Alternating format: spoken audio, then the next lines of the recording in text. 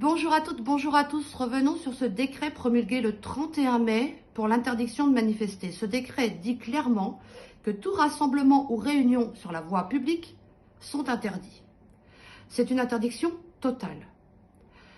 Il y a malgré tout dans ce décret un point un peu dérogatoire qui dit que tout rassemblement utile à la nation pourrait être autorisé.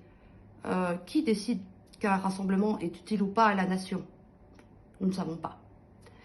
Alors, voyant cela, le 4 juin, les syndicats de la magistrature, les syndicats des avocats, des syndicats comme FSU, CGT, déposent un référé au Conseil d'État, un référé liberté, et pointent du doigt que la liberté de manifester est une liberté fondamentale.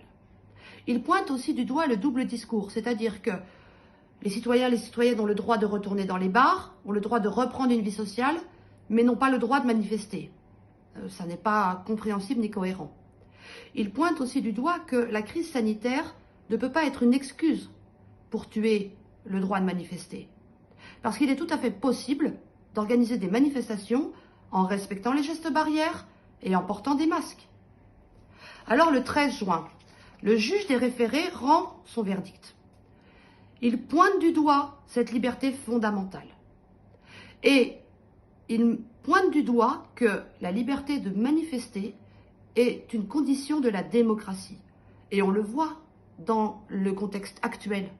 Eh bien oui, il est important que tous les salariés ou les personnels puissent crier leurs besoins et leur reconnaissance.